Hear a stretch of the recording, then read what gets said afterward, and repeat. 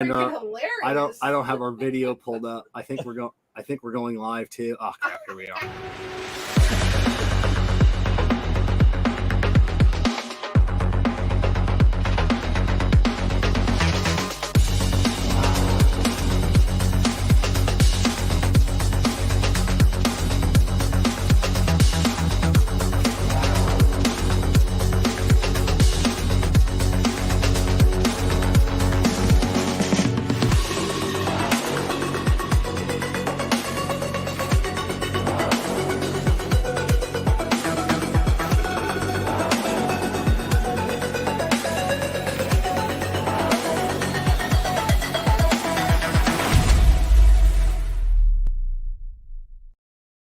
What is going on, everybody? Welcome to the I Tap That Cigar Show, presented by Corona Cigar. I'm your host, Kevin from Cigar Prop, and I'm coming to you live from the Drew Estate Experience Acid Studios here on the sunny Gulf Coast of Florida.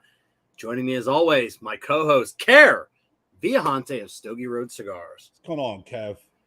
Oh, another day, another dollar. It's 2 days in a row. I got naps. I got a nap yesterday and a nap today. You got a nap? I got a nap 2 days in a row. Like that 1:30, 2 o'clock time frame. Got about an hour and 15 minutes. That's a good part of a day to nap right there. Yeah. You're still up early enough and to get refreshed and kick your night off. So I took a nap. Yeah. I can't remember when. I'll never take naps. Yeah. I mean, that's how infrequent I nap. But I took I think it was last week. During the week, I think I took a 30-minute nap. Yeah. Wow. That's you need longer. 30 minutes is too short. 20 to 40 minutes. Your body can't get into that REM sleep. You need at least you need 50 minutes or more, but no more than 90 minutes. No, I thought they said you could take 15. No, those aren't good for you. Those aren't really? Because it messes up your I'm a 15-minute napper whenever I've done it. When I did 30. Yeah, that literally was the longest nap I've taken. I'll do one of those doze off in my chair for 15 minutes, and then I'm as right as rain. Yeah, I used to have to do those while doing security. Especially if you got a back-to-back shift or something. Sometimes you catch them 15-minute power naps. Those were good. Yep. But I like me a good Stella. Come on in, Stella. That's our pit bull. I think it must be raining out. So all right, and then that voice in the background that you hear, producer Jessica. So, yay! As always, she'll be handing all the things. You see the tickers across the screen. You're going to see the graphics changing on the fly. That's all Jessica. That's not Karen and I. We don't know how to do that. We don't know how to handle that. Why I said I don't want to see your face anymore. That's it. Manny's here. Manny, I was watching the Y-Files on YouTube. My favorite channel. And they were talking about the Ark of the Covenant today. Yes, I was going to message you that. And they talked about Oak Island, Manny. They did. Yeah. I watched the same one about all the different things, like the Knights of the Templar. One of the thoughts is they took it to Oak Island. And I was like, son of a bitch, Manny. Yeah. He wants to know what Y-Files is. What? So it's the WHY, the Y-Files. It's a channel that's only been around for about a year now, maybe a year and a half. When I found them, they only had 1,000 subscribers, and now they're at 2 million. This is a YouTube channel. Yeah, YouTube channel. So it's a fantastic channel, and the guy goes in depth. He's got a talking pet fish, hecklefish that joins in. But I remember he said something about his 10,000th subscriber, and I go, I cannot believe you're at 10,000 subscribers. This is a 1 million subscriber channel. Now he's got 2 million subscribers. And I'm so proud I was there at the beginning, just commenting, sharing. How long have you been watching him? Since like I said, I came in, I want to say 1,000 subscribers. So I don't know how long. Not subscriber to, that's not a. Yeah, I want to say, like I said, it only took me a day or two to get caught up on every video he made. Jessica, he's not answering the question, is he? Yeah. I don't know. I get this at home all the time. Why do I need to get this fucking now on the show? I don't know. I don't know. Yeah. All right. Hey, Kevin, how long have you been watching him? 1,000 subscribers. It's not a measurement of time. One day I got caught up in all of it. Hey, that's it. Guess what? You get to go have a guy's trip yeah. just with him. Not anymore. I want a vacation from your face, Kevin. So I've been watching him for at least a year. So, yeah, I've been probably watching for about a good 6 months plus. Yeah. So see, that's a time. Yeah, that's a measurement of time. So I've been watching him since 1,000 subscribers, and he's got 2 million. Does that give you? I do. Okay, Jess. All right. What are we smoking? What are we? All right. Let's get right to the cigar. You said all she does is like the tickers. I didn't know she's in the background yelling at us too. Yes. That's it. So we're gonna get to the CigarMedics humidimeter cut and light. Remember, with the CigarMedics humidimeter, you'll always know when to hold them and know when to smoke them. I am starting off with the Nestor Miranda Collection Special Selection Habano, which I've had a few of them since I got these in, and they're great. Not gonna lie, the bands could be a little bit bigger, Jason. Just the wording. And I'm at 62%. I'm at 63, and I am doing the Maduro. All right. Is this the Maduro? I thought this was Habano. Oh, is it a Maduro? I don't know. I thought the short ones were Habano, and I only got short ones. Yeah, that's all I got too. I thought this was Habano. I mean, it's dark. Is it Maduro? I thought it was. I'm almost positive it was Habano. Jason, thumbs up. We can see in the background. Is Habano or Maduro? Habano. Habano. Yes, Habano. Oh, I thought so. I thought I read that right. All right. I've spent like an hour on his website in the last couple days. So yes. And I'm going to start with this one, and then we're going to talk about this Connecticut in a little bit and my experiences with this Connecticut. That's why I want to finish with this one. Connecticut. Which one are you smoking, Jessica? The Connecticut or the Habano? The Habano. You're smoking. Oh, so we're all starting with the Habano tonight. All right. My apologies. All right. It's been a long day. I just got yelled at. And then I don't think she's going to smoke it, but she does have a Don Lino Africa too. I kind of want to like smoke it and take a cool picture with it. It's a beautiful cigar. Any picture you take, Jess, is cool.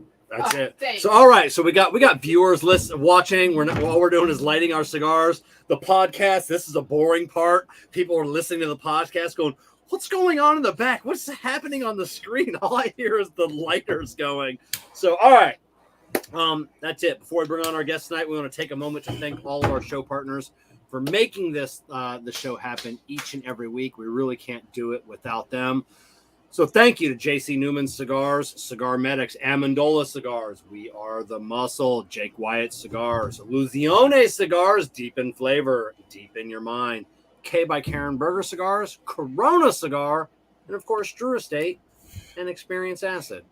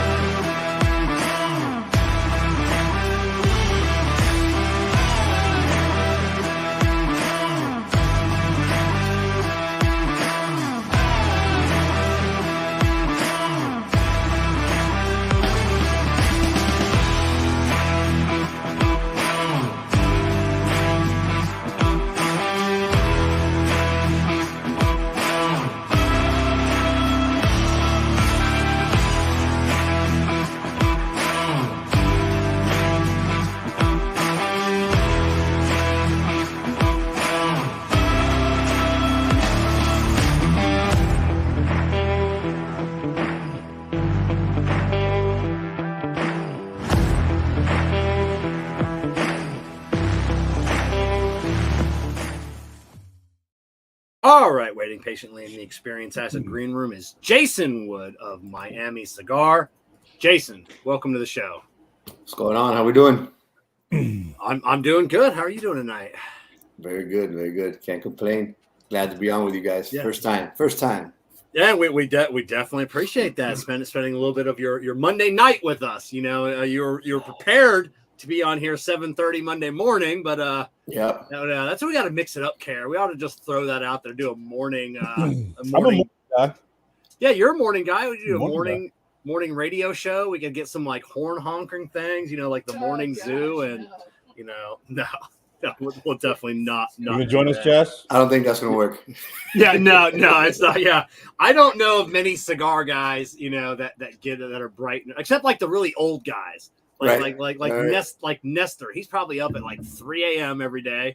He'd be ready to go. 5 a.m. He'll be on the show, ready to go. Yeah. He's already on his second cigar, his third coffee. That's it. Don Pepin, he's probably up, like I said, same thing, 3:30, 4 o'clock. For sure. So. All right, where are you coming from to us from tonight? From Miami.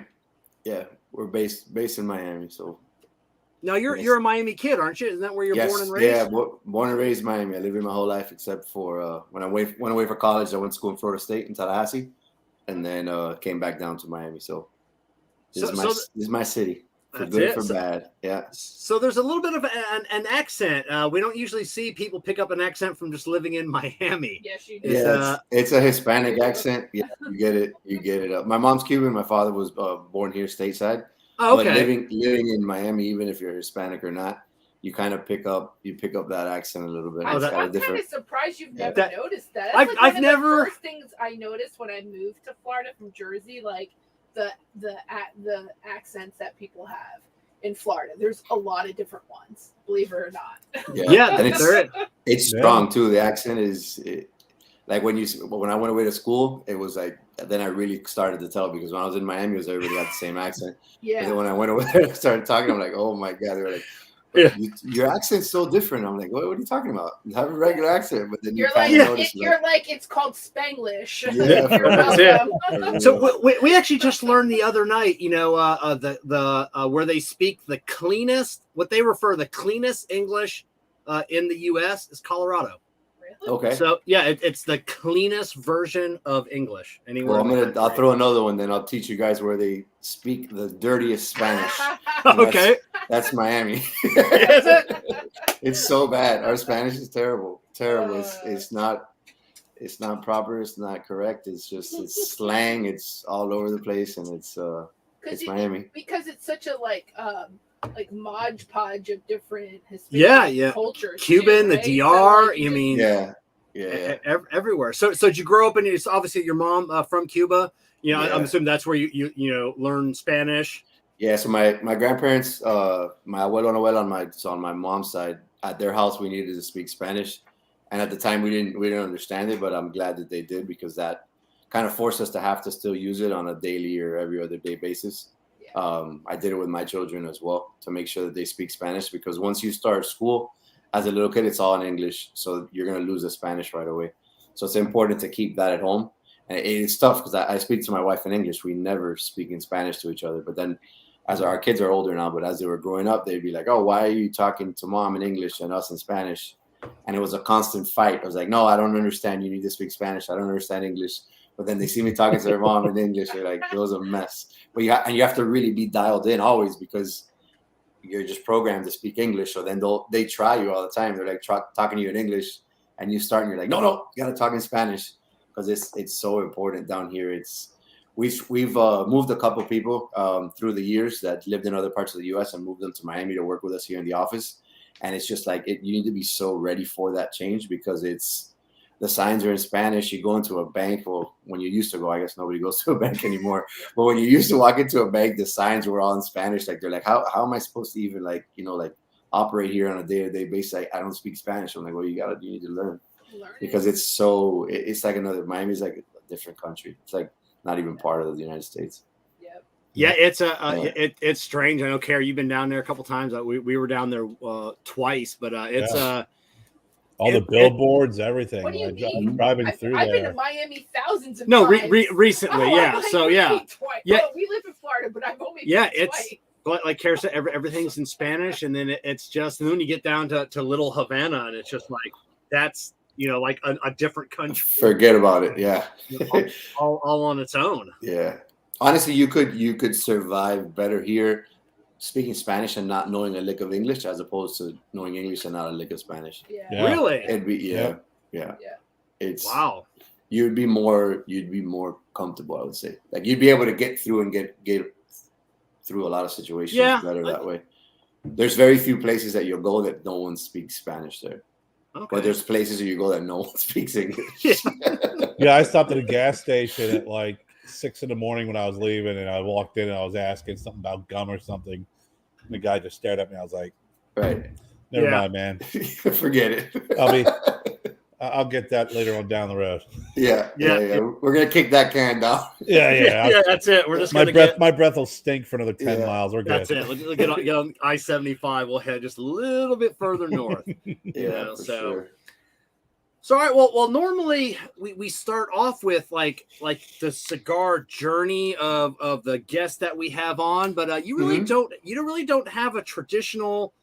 You have a boring background, okay? So I didn't know how to write this, and so I didn't even put that on Kerr's sheet. Kerr's he'd be like, "You can't say that." I'm like, "You're kind of a boring guy." Before you met Tatiana Miranda, I mean, not a boring guy. I'm sure you were exciting and fun in your own way, but You're backpedaling horrible. Backpedaling horrible. They're horribly. But we could do the company one if you want. I can go through that how my in-laws started. We're gonna get into that. So but let's start off because many people don't know Jason Wood is married to Tatiana, of the cigar. Tatiana Cigar. Everybody knows the cigar. That's who he's married to. It's awesome. Yes. So how did you two meet? We're gonna start there. Right. So we met through a mutual friend. A mutual friend hooked us up, put us together. Went out a couple times and then got to know her a little bit better. Great person, inside and out. That was like the main thing that stood out to me at first. And then we were both in similar situations with young kids. She was divorced. I was never married, but we had kids around the same age. So that helped also too, because at that time, so I was 25 at the time. So it was kind of tough to find, right, if there was somebody around my age with kids also. So that kind of even made it easier. And then having that whole setup, like that was just, we met at the perfect time for both of us, and we brought what the other person needed at that time, and we've grown together and become an amazing couple. And it's just different. We're two different people now than we were 15 years ago when we met. 16 years ago. Yeah, you brought what the other needed, a babysitter. That's what exactly. Exactly. And then we were able to figure out how to get the father and mother of the other kids to have the same weekend with the kids. Yeah. So then we would have one weekend where we would be just like we would have all the kids together, one week happy family, and then every other weekend we had no kids and we could just live the single couple life, which was cool, which was something that we didn't know if that was going to be able to happen or not. But to be able to do that, it was like the best of both worlds. So we could do our thing, go have dinners and go out and have a great time. And then the very next weekend be like, I'd rather just hang out, but we are hanging out just with kids. So then it was a cool mix for us there. Get that Miami nightlife, without kind of hard with kids. They kind of drag you down a little bit. It's bastards. Where did you guys go on your first date? On our first date, we actually went to the Clevelander, which is a pretty ratchet bar in South Beach. Yeah. We went. It was during the Heat playoffs. So that they used to have like for the road games, they used to have like a big thing there that they would have like everybody would go and watch the games there. So that's actually the first place that we went, just the two of us on our own. Yeah, people think South Beach. You see like on the E Entertainment, like these beautiful clubs. That all of South Beach isn't like that. No. I mean, don't get me wrong. Clevelander's fun. But it's definitely not a place that we would go to now. Me and her. Yeah. As you're older, a little wiser, right. So when you were introduced by a mutual friend, did you know what her family did? I had no idea.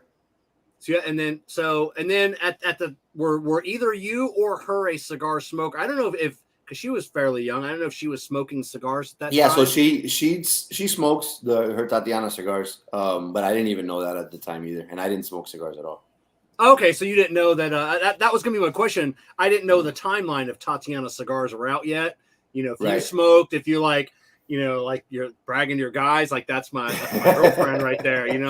That's Cigar. Yeah, no, I had no idea that she was involved in cigars or her family or anything like that. Okay, so what about the first time meeting Nestor and his wife Mariana? Who is?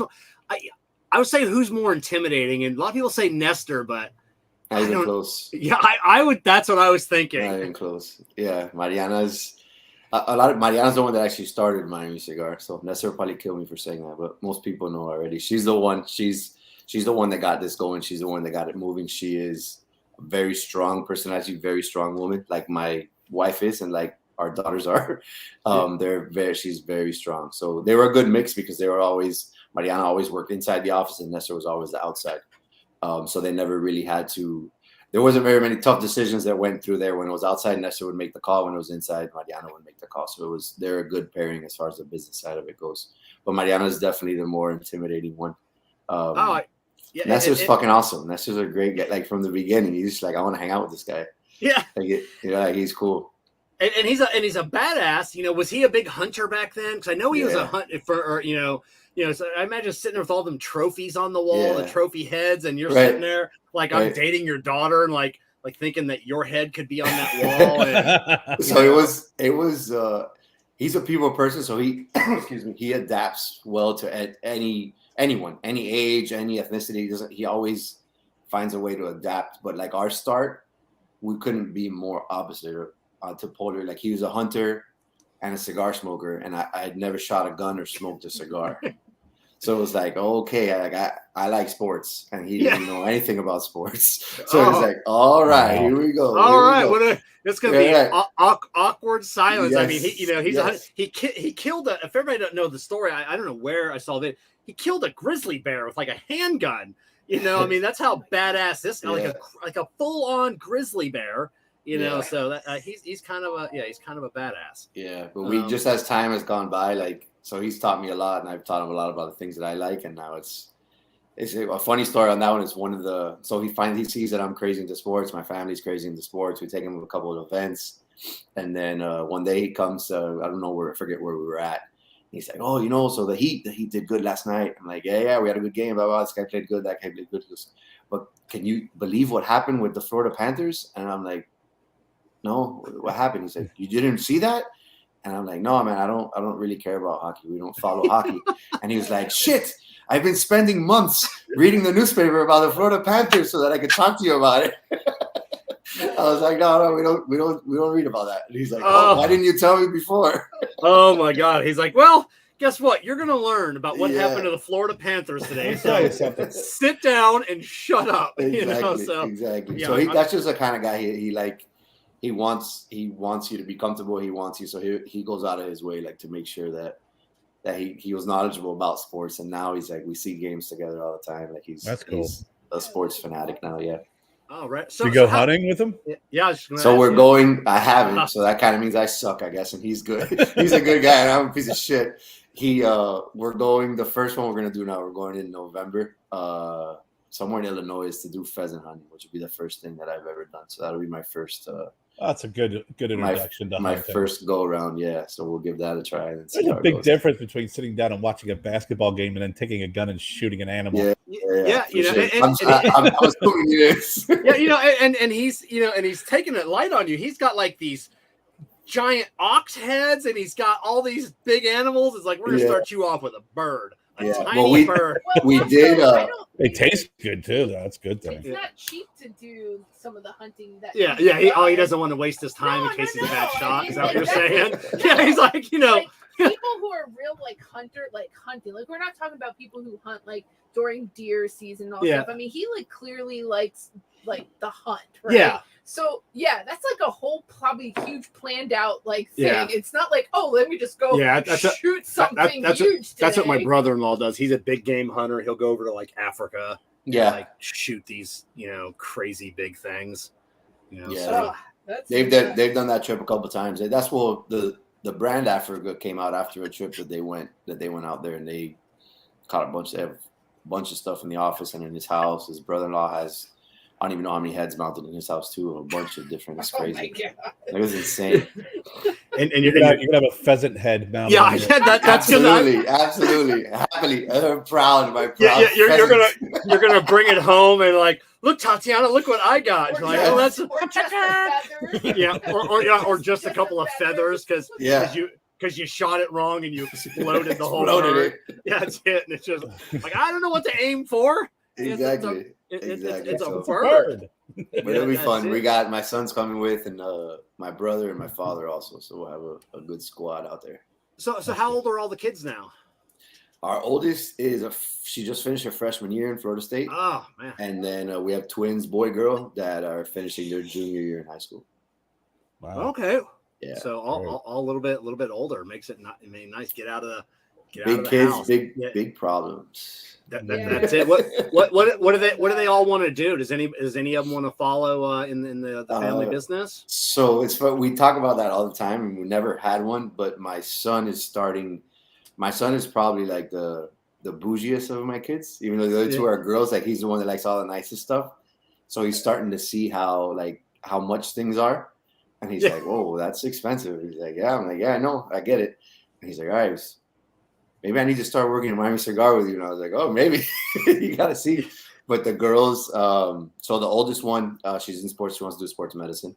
Okay. So she's working in on that now. And then the twin daughter, she's still not sure. So she's still looking at things. But my son played soccer for a long time, got rid of that, and now he wants to get it. He says business. He's going to get into business. So we'll kick him into a lounge. Like a lot of these, the Rubens. I know Bradley worked up at Corona Cigar up in while he was going to school up there.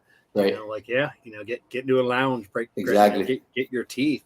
So when was your first cigar? I'm assuming it was smoking with Nestor. You guys sat down. Oh no, it wasn't. But that's a good answer. That's obviously like the one that you would think. But so I started with Miami Cigar, and my second day, they're already like, "All right, we need you to close the office." All right, fine. So everybody leaves the office, and I'm like, "All right, these guys smoke like 4 or 5 cigars here. They have meetings. They're like constantly smoking and shit. Like I gotta figure out how to do this." So I'm like, "All right, so let me grab a cigar." So I grabbed. At the time, we distributed for EO Brands, which was Edgar Espinosa and Eddie Ortega. Back in the day, they used to, 601, all of these the cigars. Some of them are still around. So 601, it was actually the blue one, so it's the Brazilian Maduro. I don't know, for whatever reason, I was like, okay, I didn't think of anything, right? Strength, I had no idea. It was just there. I was like, oh, this looks nice. It was a nice, like Maduro box pressed. I'm like, I'm gonna smoke this. Oh my, I was lit. That cigar had me on another level. I was like, oh my God, I can't do this. Oh my God. And then the next day I told Nestor, I'm like, hey, look, like I want to learn, like I need to learn how to do this, obviously. So you guys had all left or whatever. So I was like, you know what, I'm going to start just so I don't light my first cigar in front of you guys and be embarrassed. I'm going to do it on my own. And he's like, you smoke a cigar? I'm like, yeah. He's like, how was it? I was like, I mean, it got me drunk kind of. And he was like, wow, which one did you smoke? And I showed him. And he's like, you know, that's like probably top 5 strongest cigar we have in the humidor. I was like, oh my God. He's like, don't do that again. Like, let me teach you. Like, let me show you where to start and all of that and get it going. I'm like, all right. And then from then on, he kind of gave me my path, and then the rest is history there. So you smoked that while you were at a Miami Cigar working there, but before you worked there, you're just in the medical device sales field. That's what I read. Correct? Yeah. So how long were like you and Tatiana dating?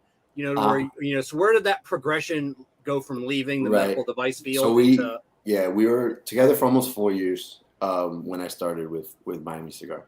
And so the start to Miami Cigar is a little bit of a sad story because it came about during the time where her brother was sick.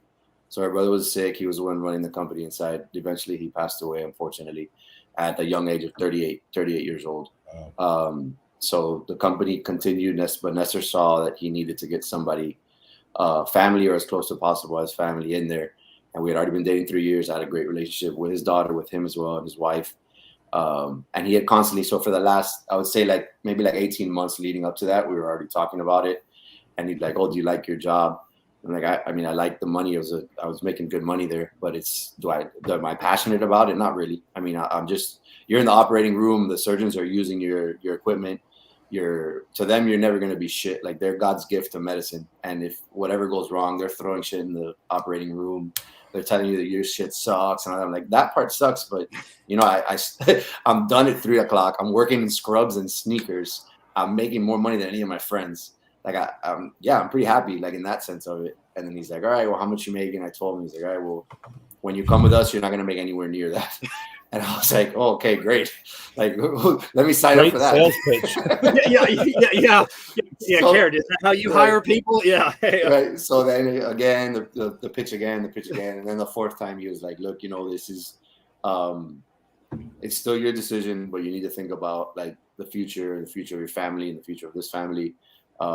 We need you to be there. Like, the cut in pay is definitely going to be there. It's going to be drastic, but I'm always here. Like, I'm here, and I'm going to make sure that you guys are going to be fine until you grow and you get to the position where you can start making money with Miami Cigar and all that." So then eventually we made the jump. What devices did you sell? Laparoscopic staplers was the main device. So for gastric bypass, hernia surgery, gallbladder, things like that. Wow. It was a company through Tyco Healthcare. Are you familiar with them, Kerr? Do you get? I know you do medical. Do you get into any like medical device stuff?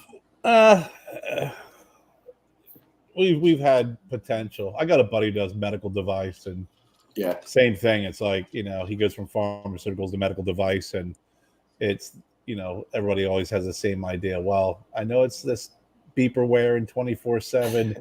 I'm gonna miss kids' birthdays, but I'll do this for a few years and make some good money and get out. And then it's like 20 years later, you can't get out because the money's just too good. Yeah. But it is. The grind in the operating room is crazy. Like the way that they talk to you, like it's like, you're like, man, look, I'm trying to tell you, we're there for a reason. We're there to make sure that they use the instruments properly. Right. And I was 24 to 27. A 24 to 27-year-old is going to tell this surgeon that he's doing something improperly. Yeah. Like, they were like, come on, kid, like, shut the fuck up already. I'm like, I'm just here to help, and then it doesn't work. I told you not to do it like that, and they throw it across the room, and that would happen all the time. But how do they teach you how to use it? Well, I mean, so it's not so much It's not so much of the things that they went to school for. It's just firing my instrument. So my company was U.S. Surgical, so a subsidiary of Tyco, and our competitor was a subsidiary of Johnson & Johnson, Ethicon. So there's just two companies that sell these staplers. One hospital either has a contract with us or with them. So the instruments are the same. They're basically the same. They have a couple of things that are proprietary. Like our stapler, let's say you got to press it twice to ignite and then to fire. Theirs, maybe you have to press 3 times and then you can fire. So little things like that. But if you don't do it properly, if you pressed ours 3 times, you fired the staple. Like, you're not ready to fire. You're already there. Those are the kind of things. And then these surgeons work in different hospitals. So hospital A could be a Johnson & Johnson hospital. Hospital B could be a Tyco hospital. So, and they look the same. The damn thing it's identical. So they're like, all right, surgeon. So Dr. So-and-so, remember, when we're going to go in with this one, we're going to tap twice lightly. And then when you're ready to fire, it's ready to go. Just go ahead and firmly press it, and it's going to shoot out the staple. Okay. But then they don't listen, or they're talking to somebody else when they tell you. And then they do it 3 times, and they fired it. And they fired it in the abdomen, but not in the spot. So now it slows down the surgery. They got to take it out, obviously, the whole thing, and it's my fault. It's my fault that you didn't listen to me, right? And that would happen all the time. Now you weren't in an operating room every day, were you? Or, every day. Every day. So how long? Like, if you had the same surgeon, would you only have to show him once, or were you in there with him multiple times? So you have your go-to, like in any business, you have your go-to customers, your go-to accounts. I had my go-to surgeon that I would work with 3 days a week, and I was with him from beginning to end. He was the #1 bariatric surgeon in the United States. So he was basically, that was my guy. I need to make sure he was happy. But then everybody else is like, I had 9 hospitals in total, and over 100 and something different surgeons. So they know, but you need to always, we were trained to, when they grab the whatever device it is to explain it already. You had your 30-second pitch that every time they grab something, you need to say it. So imagine you say the same shit every single time. They're not going to listen to you. Who is this guy? He keeps talking. But we have to. That's what we're contractually obligated to do that, because that's the reason why I'm there. If not, I'm a sales rep. What the hell am I doing in the operating room? But it was for that. Oh, okay. And from 7 a.m. So the first case at 7 a.m. But then by 3:30 I was done. Oh wow! See, I find this way more fascinating than cigars. So yeah, we could go on all night about just this. So all right. So you came aboard with Miami Cigar. The kids didn't have Christmas because they weren't paying you very well. No, Grandpa and Grandpa Nestor, who took care of that. They were made sure there was always Christmas. Cigars in the stockings. Yeah. Everybody got cutters and lighters, and they're quite heavy. So where where did you come aboard? Did obviously you're vice president of the company. They didn't make you vice president, right? Or did they? Did you just come in? So the main thing that when I talked to Nestor and we both agreed on was that if I was going to do this and obviously one day take over the company, I needed to make sure that I could go through each phase and each department in the company and make sure that I was familiar with everything. So I started working in the warehouse. Was the first position that I started at. So it's very similar. Whenever I say this story, I always compare it to Billy Madison, to the movie. That's what I did. It was a crash course through all the grades. Like we did that. So I worked in the warehouse probably for like about 3 or 4 months. My warehouse guys are still the guys that I worked with, which is awesome. So like they actually started. Yeah, one of the guys started 2 weeks after I did. So we had the same tenure there with Miami Cigar. So for good and bad, I know what's happening like in each spot, right? So if we're not pumping certain amount of packages in a day, I know that we could do X amount because I did it. So why are we not? We're not making the phone calls if we're not doing customers, whatever the case might be throughout each one of the phases of the business. I worked there and I sat in their chair and I did their job too. So it helps a lot. You know, and it does help because, like I said, I don't want to say a typical vice president, but in my company, you know, we're a large company. You just call the warehouse, hey, you're not doing very good. Do better. Figure it out. Not knowing what's going on. It could be a POS issue. It could be whatever. You know, so it is nice that you know, hey, what's going on? Like, hey, we're having and then you understand. Yeah. You know what the? Oh, okay. It was huge. It was huge during COVID too. So when we send everybody home, and then we just had the warehouse open, so my couple warehouse guys and me, having just putting one computer out in the warehouse, we're only working outside, and being able to have everybody at home and just me be able to work, and I could process the orders, or I can charge the customers, or I could call or do whatever needed to be done in all that process. Also helping them pack and know how to do simple things, right? But like if you don't do those steps throughout the time, I wouldn't really know how to even handle it, and I would have to have 4 or 5 people working. So that helped out a lot too during that time, be able to process everything through and have everybody safe at home. I'm sure. I'm sure. So where was your next step after the warehouse? So customer service was the next one. So I did customer service for about 6 months, and then I got a territory. So I did the Mid-Atlantic for like 9 months. I wanted to move there, like to do it, just to really do it, like to live it. But my wife was not having that. So what I would do is I would do 2 trips a month. So basically like I would leave on Sunday and then come back the following either Saturday night or Sunday, depending if I could set up an event, and I would do that. So I was like 2 weeks gone, 2 weeks home for that 9-month period, because I wanted to, I knew how to be a sales rep, but I didn't know the life of a cigar sales rep. So it's different, right? It's different than what I did. I worked for ADP right out of college, and then I did the medical devices. So it's totally different. Like this is like, it's a roadshow. Like you're not just like in 3 zip codes or 9 hospitals. Like you're in 5 states. So it's like a different thing, and it's hotel life and the whole thing. So I wanted to live that. So at least having 1 week at a time where I would go do that. And I saw that hustle and that grind too, which I liked. But now I understand, like when some of the guys are a little bit burnt out, to help them and be like, all right, let's work a little smarter this month or these next 6 weeks. Like, let's spread it out. Let's work it out. Because you can tell, like, when the guys get burnt out, because it's a grind. We've had guys that they start on fire. They start with us, and the guy's like, I need more. Can I get more car stock? I need more car stock. He's doing events Wednesday, Thursday, Friday, Saturday. I'm like, yeah. His sales are through the roof. And you're like, oh my God, the crash is going to come here. And it's like, it's too much. Like it's too much, but the guy's doing so well. You don't want to, you want to keep him motivated, keep him rolling. And then, but it comes and you're like, oh God. And then they burn out. You got to have a right balance. And that's where is the Mid-Atlantic region? What is that? What do you it's like Maryland, DC, Virginia. Oh, okay. Yeah. So that's a hectic area. Kerr's familiar with that area quite a bit. Yeah. There's some big players over there too. So it was nice to get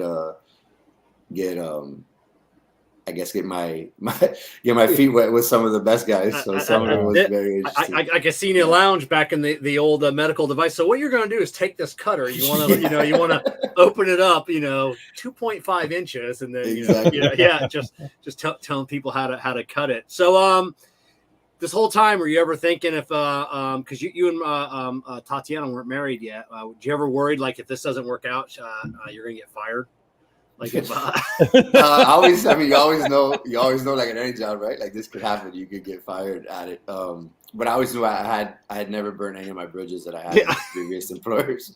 So I knew that I was good at my job. So I knew that I'd probably be able to get my way back over there. Oh, okay. So during a fight, she's like, "I'll just call my dad. I'll call my dad right now. He'll be out. Now take out the garbage. And shut up. As long as you don't call your mom, call your dad. Yeah. That's it. Yeah. But don't call your mom. Don't call mom. So we're gonna take a quick break for everybody, and we're gonna do a giveaway. So I want everybody to start typing in the word Miami. So start typing in the word Miami. Miami Cigar Company was kind enough to send us enough swag to give away at the end of our show for the next month. But we want to have a one giveaway in the middle of the show here. So we're going to give away a Miami Cigar Company hat, same hat that Jason is wearing, and we're going to give away with this beautiful ashtray. So it's it comes with 3 cigars. But check out that beautiful ashtray. That is a heavy duty melamine ashtray, and you're going to get 2 of the Nestor Miranda special selection of Habanos and 1 of the Connecticut's inside this package. So we're going to give everybody a chance to, let me put this back together here. And then we're still going to have our giveaway that we normally do at the end of the month. Oh, and we also have a end of the show, end of the month. End of the show, yeah. This beautiful tumbler. This thing is amazing. My buddy Tom Whittemore is watching. Tom, this is like the tumbler I was telling you about. So he's a powder. Re-say what everyone needs to do. Like 4 people. Yeah, typing in the word Miami. So everybody's still M-I-A-M-I. Right now we're just doing eeny, meeny, miny, mo. That's it. So we got a few more people chiming in. So we're going to give it another second here. And then I might type in Miami. I like that hat. You messed everybody up. You probably should have said that, like, give them some time. No, we want everybody to be a surprise. So we're going to go ahead and Jess. We got to keep them on. They need to be paying attention. Yeah, pay attention. That's it. So we're going to share this screen. So we only got five entries. So some people aren't paying attention. We got a whole lot more than that. So some people might just be listening as they do. So we got Tom Whittemore. Tom, right on. So Tom, get with me, and I'll get you your prize pack out. So you're working warehouse customer service. Did you spend any time at the factory, the fields, learning like that aspect of it at all? Yeah, so I would travel with Nestor every time he'd go to the factory. I try to do that as many times as possible. And the second time when I went, I stayed there for 2 weeks. So I did 2 weeks, 1 week in the factory and then 1 week in the farms, just to learn a little bit more about that. Just so to have enough information. Obviously, we're always learning more about that. But to have enough info, we're not cigar makers, right? So we don't own factories.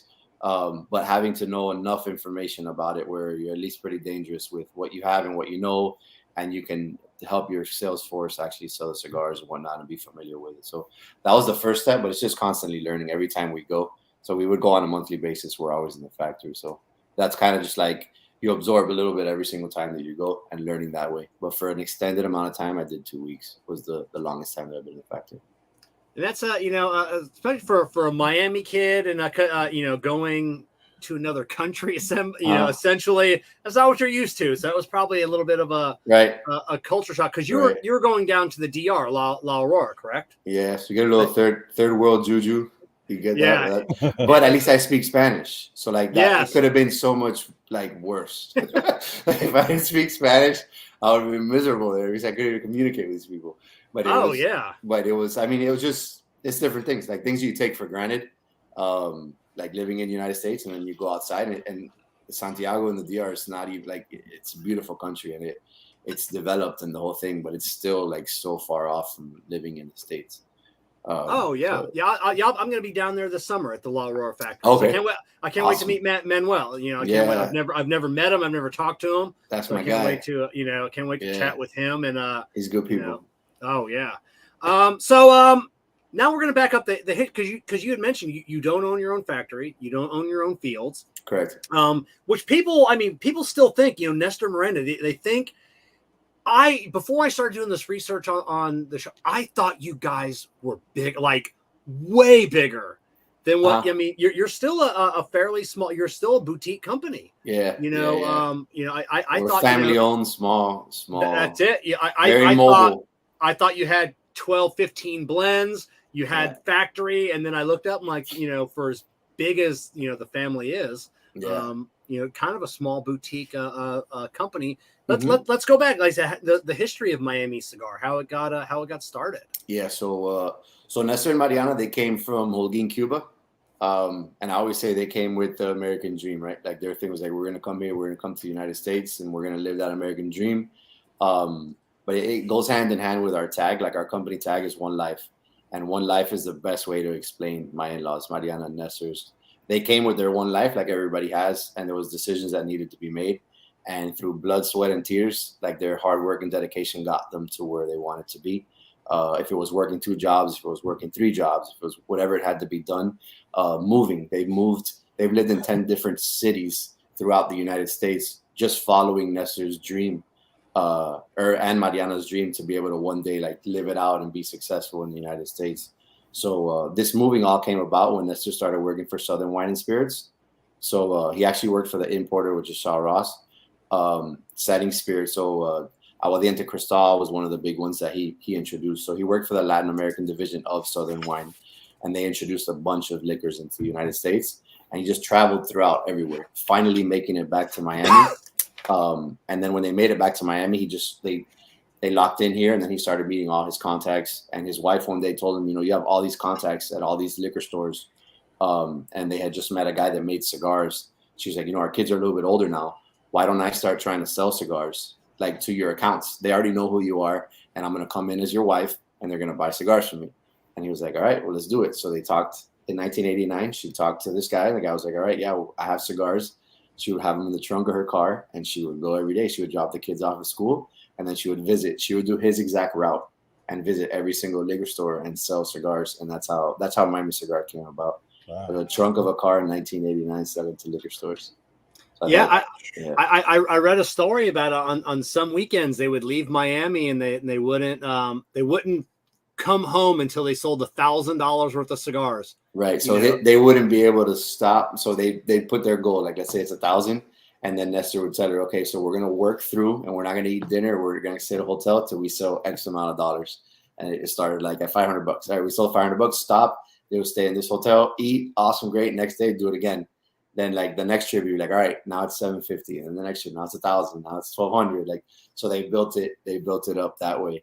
And then they met Guillermo Leon, which is the owner of La Aurora. They met his father, Don Fernando Leon. And at the time, they had a different distributor in Miami. And Nestor went and did a presentation, which I would have loved to have that on film. But I don't. But I can only imagine this guy talking in front of, because La Aurora at the time, they were part of a larger family group called Grupo León that owned like Presidente Beer, the banks, like, so it's like a super corporate meeting, and having my father-in-law in front presenting that would have been gold if I could have seen that. So he presented that day. They ended up giving my in-laws the line, and then that was something huge for them, because then they had their brands and a couple other brands that they distributed too, and it was right before the cigar boom. So it was a big time and a great time for them to get into the business. So how long after that when they decided to make their first cigar and put their name on it? Right. So they had the Don Linos. So Don Linos were their first branded cigar with their own owned brand. So they had the Don Lino brands of cigars, which had different variations. They distributed for UST, and then they distributed for La Aurora. So they had a pretty nice size portfolio right at the beginning of the cigar boom. So fast forward like a year or two into that boom, and Cigar Aficionado reaches out to my father-in-law and says, we want to do a piece. We just found out about this Cuban couple that came to the United States with a dream, and now you guys are selling X amount of millions of cigars. Like, we need to have this story about this. So they have the story. They talk about it.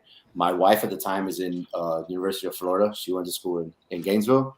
She comes down, and Nestor shows her this magazine. She's like, look, Mama, you need to read this magazine. She's like, why? And she's like, look, they did a 6-page thing on our family. So she reads it. She's like, this is amazing. but you know, when I'm here for Christmas and breaks and summer, like I help you cellophane cigars, I help you deliver cigars. All you're talking about is you, mommy, and Danny. Like you don't even mention me. And he was like, oh my God. He's like, you're so right. I'm so sorry. I'm going to make it up to you. I promise. So the next time he went to the factory, as an I'm sorry gift, he had them make some tins of little vanilla cigarillos and put Tatiana on it. And then she came back on her next time back down to Miami. And he's like, look, I had these made for you. 10 tins of 10 cigarillos, 100 cigarillos. Like, this was your gift. Like, I'm sorry. She's like, oh, this is so cool. He's like, look, you can go up to school now. Like, you know, I don't want you smoking cigarettes. You could try these. And she's like, oh, okay, this is so great. She took one brick of 5 tins, but she didn't take the other one and just stayed on the desk. And again, it was during the cigar boom, and people would just come to the business, and they wanted to buy whatever they could get.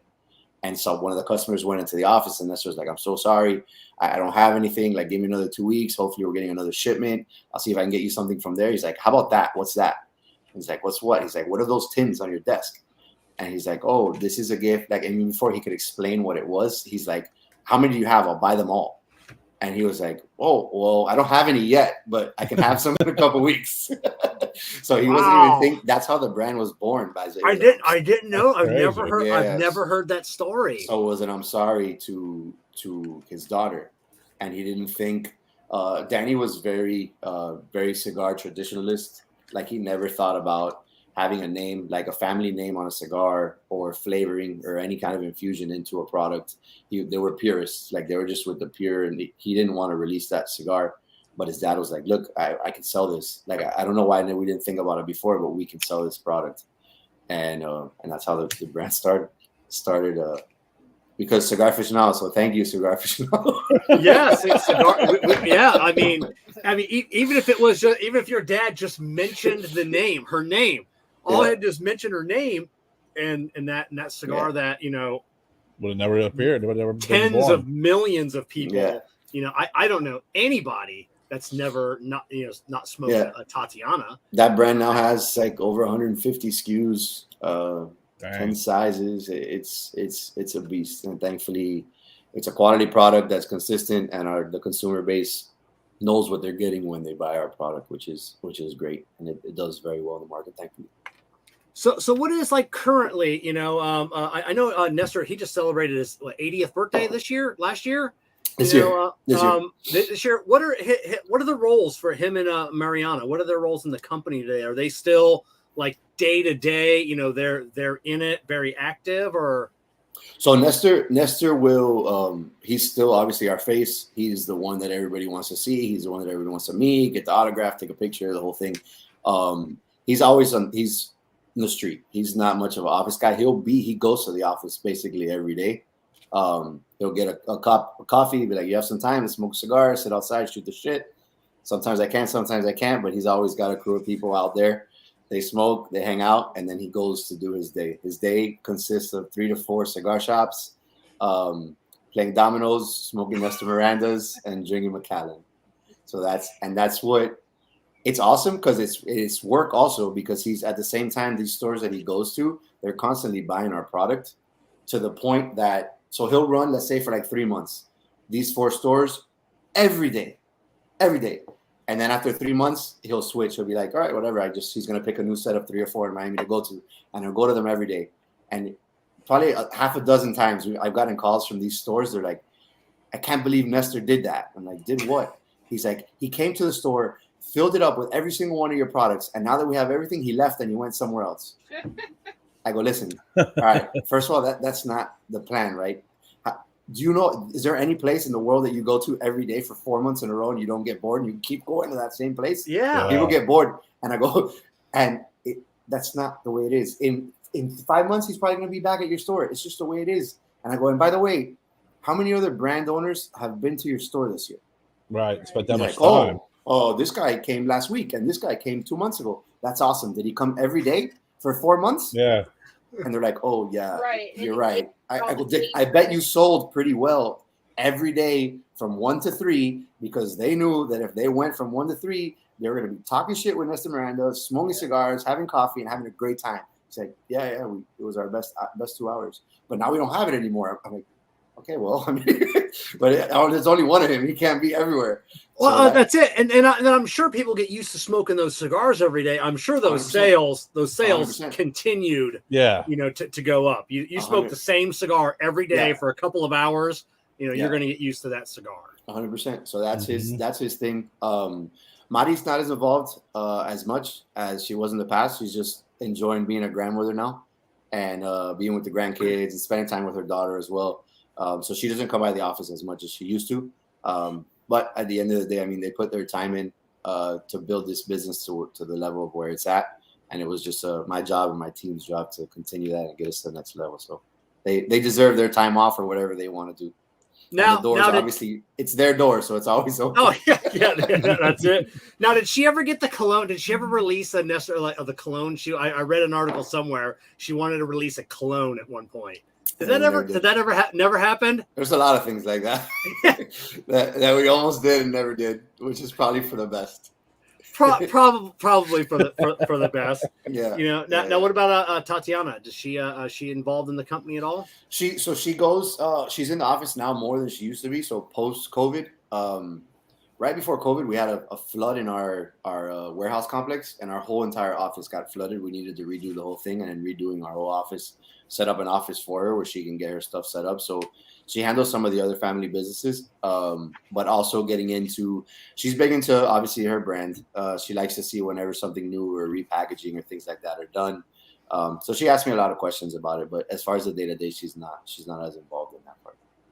All right. Now, one thing, Nestor, did he ever get into blending the cigars, or is he just, the cigar, the owner, the face of the company? Right. Right. So we do different factories throughout so I've been with the company 15 years, but from forever, I'm sure even before I was here, every factory has a different process. The thing that's great about us not owning a factory, obviously just the integration that we don't have, that's a negative. But on the positive side is we can always move to the factories that are the hottest. So with no hard feelings, all right, we're here with you guys, but now this guy's making a great cigar, we could jump there. Basically, the way it always has worked with us as far as the blending goes, we talk to the blender, we talk to whoever's the one doing that at the time in the factory, let them know what we're looking for. And then at different scales of sampling goes from there, but never to the extent of I want 2 leaves of Ligero, I want 1 leaf of Seco, okay. I want so not like that. We did it one time. We did it one time with Pepin at the early stages of making cigars with Pepin, and it was our lowest selling cigar. And when I asked him, Pepin at the time, but he was more active with the company as well, and I was like, Pepin, why do you think this cigar's not taking off like the other one took off? He's like, well, you told me what to do. You know what I'm saying? And from that moment on, it was all in Spanish, but to translate to English is basically you don't get in the chef's kitchen. The chef is a chef for a reason. So let him do his thing. That would be like them coming to us and be like, this is not really the best marketing idea or the best way to sell this cigar. That's not what they do. And that's why you partner up with these factories that are just beasts at making beautiful, great cigars. Let them do it. Tell them what you're looking for, and then you smoke samples throughout the sampling process. You do that. Oh, okay, but not technical. Just I'd like this a little stronger. I like this a little sweeter. I like this note in it. Can we get more of that? But without trying to think, okay, that note is because of this leaf, so maybe we should add half a leaf. No, that's not us. But let them do that. So there is some say as to what we're looking for, but ultimately we let them get that cigar to us that we're looking for, as opposed to us getting in there. And that's a great model. Like I said, I recently launched our first cigar. I got with James at Sinistro. He got with Manuel. Right. and they did their thing. He asked me what I was looking for. Same thing. Told him what I was looking for. Got some samples. I didn't want to mess with anything. Same thing. I don't screw it up. Right. And and those guys did a fantastic cigar for us. So awesome. There's so many people that think they have to be in the factory. They have to go down there. And I want this. I want this. I want this. And it's just I'm always thinking, just let the guy, let them do their jobs. I guess if you're talented enough to say exactly what you want, but you got to know your limits, I guess. It's your passion, right? What you're passionate about, then that's where you move forward. I really enjoy the sales process and the marketing process and that game. I like that hustle. but not so much like the blending of a cigar. Like I love cigars, but the whole process behind what it takes, just get me what we're looking for, and I'm a happy camper. Give me something that we can get, that the market's looking for, that the consumer's asking about, and let's go ahead and let's get out there and sell it. And I think Nestor's very similar. Well, I'm very similar to Nestor in that aspect also. That's it. He loves the street. Yeah, loves being in Santiago, loves the factory, loves spending time there, but he loves being on the road. And that's where that trust comes in, because no matter how much you educate yourself, nothing's going to replace the experience. 1,000%, correct. Yeah, exactly. And now I have something. If someone asked me, "Hey, how did you make a cigar?" and you weren't at the factory, why don't you ask Nestor Miranda that? You're gonna say what he's doing is wrong? No, right. You're not. So back off. Well, I've always said that for the longest time. I mean, if you know what the flavor you like, and if you know what tobaccos you want to work with, then you give, like you said, if you know what food you like, and you know what spices you want that food to be used with, then let the chef do the work. Correct. Yeah, what are the people doing differently besides just standing there watching them blend a cigar for them? I mean, they're not actually blending it themselves. I don't know. So what's the difference from being? I gotta take pictures like this, Jessica. Yeah, okay. I think some people definitely do want that. Hands on. The hands on. Maybe the clout of saying that I was down there, and there's nothing wrong with that. When I'm down there, I'm going to take a bunch of pictures and make it look like I blended it, but, I'm going to ask one of the rollers, okay, stop what you're doing. And I'm going to put my hands on there. So I'm going to take a photo and be like, all right, go back to what you're doing. And then you're going to sucker punched. To make it look like I knew what I was doing. I think it's the experience, obviously, which would be great and all. But at the end of the day, you definitely, to your point, Jason, it's, there's, you know what flavor profile you want, what tobaccos you want to work with, but at some point you give it to the person that knows what they're doing. Right.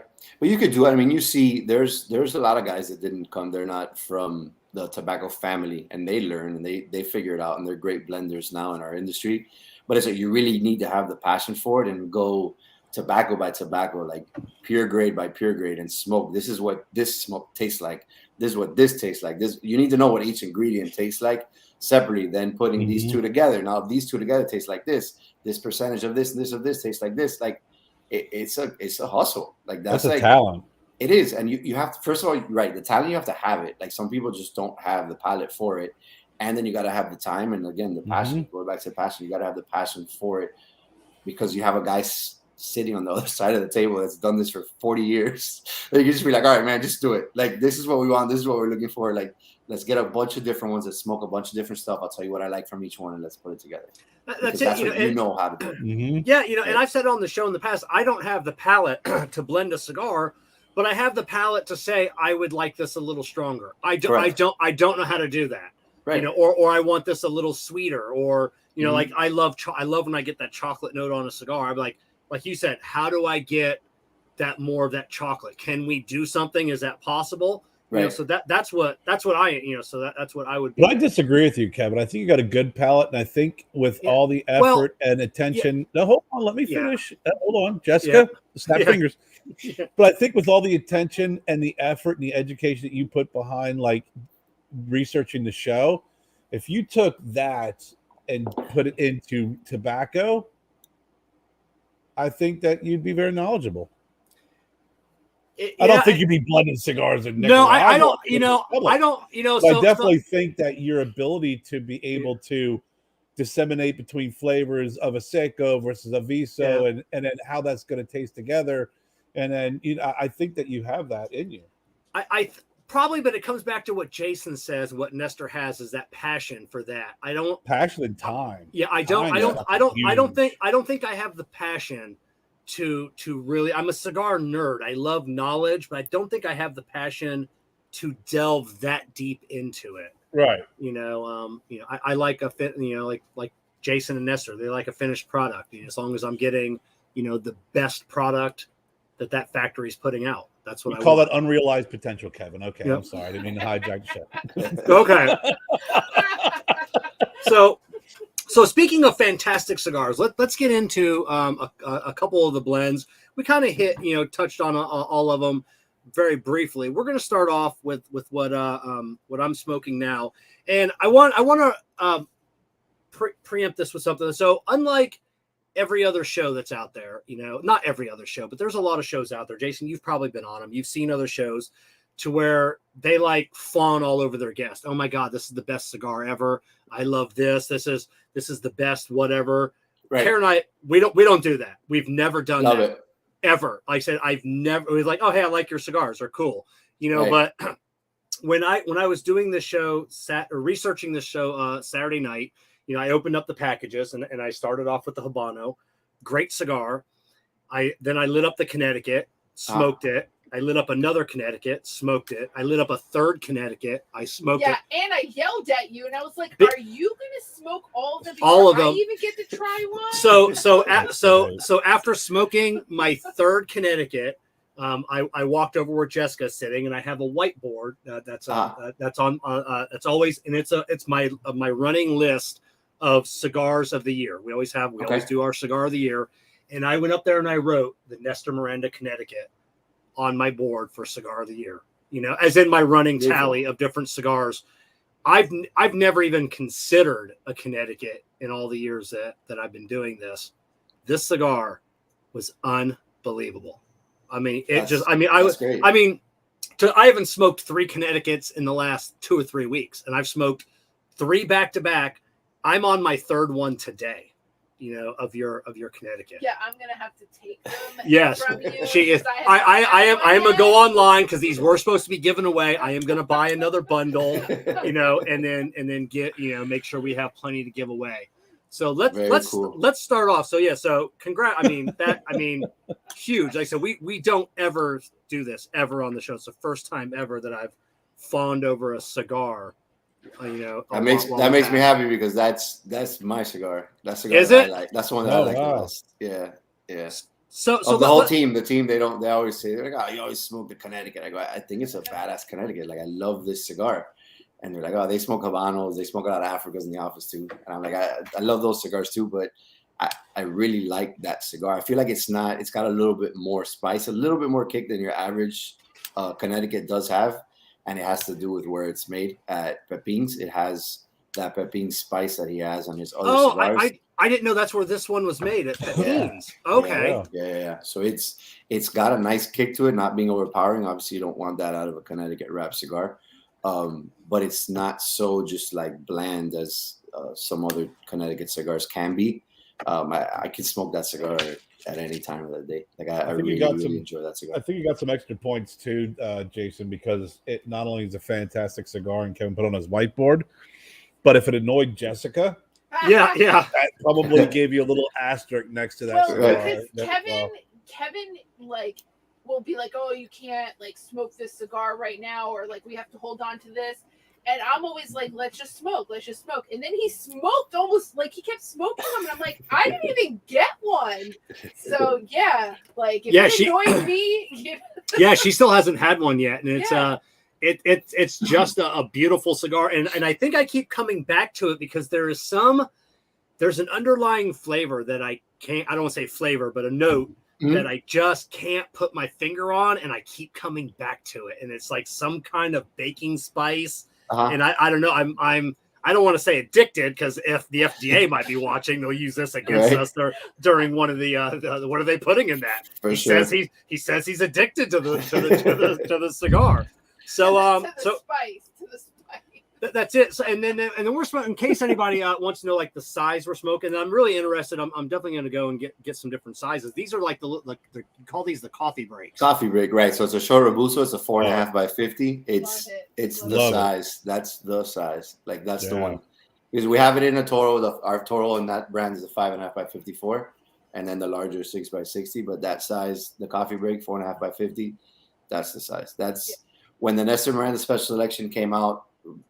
Way back in the day, even before Pepin moved to the factory where they've been at for I don't even know how many years now, 15 years probably.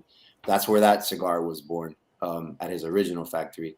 And that size, the coffee break, has always been part of it because the size is perfect. Like I love that size cigar. That's it. Now, do they all come in? Because I know you guys sent us some to give away, so that they come in. Do they all come in these bundles, or no? So those are just for samples and promos. We use those. They come boxed. So they're all in boxes, so 20 count boxes. So wooden box, and then it has the burlap down the side. Okay, I'll have to check that out. But yeah. Honestly, I could see keeping a box of these on the desk at all times, like not even in the humidor. I could see, the price point's super approachable too. So $750 retail for a cigar. So it's a very approachable price point. Both cigars are the same price, the Habano and the Connecticut, but they're both phenomenal cigars. That we have. We're lucky to have Pepin and his team making the cigars for us. Sweet spot is right there at the third, like at the end there with that. Just chocolatey coffee. I love the way the Habano. I mean, it's not, and you don't get that. Kerr and I, we've said this 1,000 times on the show. Habanos are hit and miss.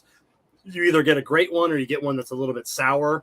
That's the worst. This one, it wasn't sour, and then like I said, that final third, man, was the sweet spot on this. So are these the same cigar with different wrappers, or are they blended two completely? They're blended totally differently. Yeah, totally different. Okay. So all the tobacco besides the wrapper on the Connecticut come from the My Father Farms. Oh, okay. Right. With the exclusion of the Ecuadorian Connecticut wrapper, obviously. Okay, and then what about the Habano? So Nicaraguan Habano. So it's all 100% Nicaraguan, and it's all from their farms. Okay, so it's a Nicaraguan Puro. Okay. Yeah. Oh, so right on. So anybody, like I said, Jessica has put up the bottom of the screen, the website. You can have a retail finder, but I don't know of any, retailer, especially if you're looking online, if you can't have a brick and mortar, just about everybody carries, these cigars that I've seen online anyways. Now the Don Lino line, you had mentioned that earlier, kind of like a trip out to Africa. So tell us about that cigar. So they, that cigar was released after a trip that Nestor did with his brother-in-law and a couple other friends. They went out to Africa. He absolutely fell in love with everything having to do from the hunting to the people, just the culture. So he actually named each one of the sizes in their dialect. So each one, like a Robusto is called a Duma, just denoting the different animals that they have there. Oh, I was wondering where that came from. So yeah. All based off of the animals. It was Danny's, so his son's that was his big project that he did. At the time, Opus had just come out, so Opus was starting to become a thing. And he was like, I want something to go up against like an Opus and up against like the Ashton BSG, apparently was big at that time as well. So he's like, I want Miami Cigar to have a staple cigar like one of these. So just with as far as like just the band work, if you take a look at the boxes, like everything is like over the top, like everything's like top of the line, done super well. Gets it all set up, gets it going, everything starts rolling, cigar starts doing great. And then they receive a batch of cigars from the factory they started doing it from with Beatles. The entire container. Yeah. So this is back, 20 years ago, 25 years ago. And so they have to figure that out. What do they do? We actually have an aging room in Miami Cigar now because of this problem. Like we shouldn't be aging cigars here. This is like the cigars come in and out. They get aged in the factory. Yeah. But we actually have an aging room because of this issue that they had. And then that's the point there where you decide, do I switch factories or do I stick it out with this guy because it was just a mistake and hopefully it'll get fixed. They decided to switch factories and then they switched to another factory and then the cigar was never the same. And then they lost like their customer base on that brand. So whatever, it went through its natural progression like a lot of these brands do and it went away. Then when the FDA started messing around with like the grandfather products and the grandfather date and you can only release cigars before this date because that's the date we pick. We're like, all right, well, we're going to have to get back into the time capsule and get these cigars. So this cigar was still sold. It ended up being maybe more of a bundle type product. We're like, you know what? It's still been marketed. We can sell this product again. Let's take all that stuff off the market. Let's go to a great cigar maker we have a relationship with, and let's make a badass cigar. So we met with AJ and told him what we were looking for in the cigar, and he came out with a beautiful box press cigar for us. And that's how we released it probably about 5 years ago. Back into the market. So that's going to be more of a medium to full bodied cigar. Okay. Yeah. I didn't know the story, like it was off the market. Cause I know now, I know people said it was, a cigar that's only been around for a few years. Right. So, but yeah, tobacco beat God, and that was back before, the fumigation, the freezing, 100%. Everything else. But to get a shipment with And it was just like, I can only imagine, like I wasn't around for it, but to have like this, like it was Danny's like passion project, like to do this, and just the detail of everything I see, just looking like at old like correspondence and like memos that he had set up and all this, like talking about the brand. And I'm like, bro, this guy like put so much time and effort into this brand. And then for that to happen with this, and it was a badass factory that they were working with. And for that to happen, you're like, shit. But they had a badass cigar. So now obviously you're playing the result. Like maybe it would have been better to stick with that guy, give him another chance. But I mean, obviously it's easier to do it after the fact and see what happened. But now it's back. Now it's back and it's doing well, which is great. So that's it. You can, would have, could have, should have, you never know, never know what would have happened, on it. So that one's made at AJ. Yeah. And then the Tatiana, that's made at La Aurora, correct? Okay, so and then and I didn't know. I said, do you have like multiple size? I mean, you have a lot of sizes. Like I don't think. Yeah. I don't think people realize how many different sizes you have. So it's as big as a Toro or Bellicoso. Yeah. So and then goes 54 ring gauge will be the largest gauge, and then all the way down to cigarillos. Yeah, because I knew about most places you'll see everybody has the 10s. And then you'll see like the smaller, I don't know, like Short Churchill or whatever that size is. But yeah, when I was on your website, I'm like, wow, they have a lot more sizes than I think people realize, that they have.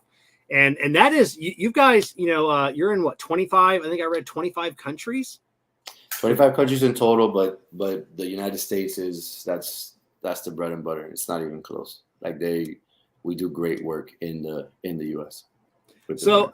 Do you have any issues selling the Tatianas overseas with like the names? Cause I know Kerr has a cigar. He had to change the name of it. Just because what was that? What was that? The Sweetgrass Gringo in the UK can't have anything relating to food or sweetness or anything of that nature. Yeah, we get certain countries are like that, and then we're in some countries where you have to change the packaging.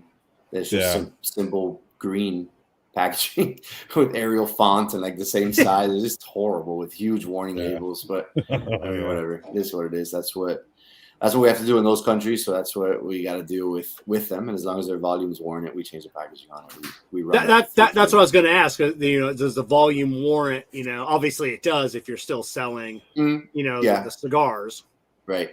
For some, but it's just when the Tatiana brand came out, which now you guys know the story about it, but when that brand came out in the United States, it created a niche in the market that really didn't exist, which was more of a premium offering in the infused segment, as opposed to something like the, let's say, Swisher Sweets or Philly Blunts or things like that. Yeah, you get 3 for $1, 4 for $1, 5 for $1. So it was a segment that didn't really exist, right? Like a $4, $5, $6, $7 infused or flavored product like that really didn't exist.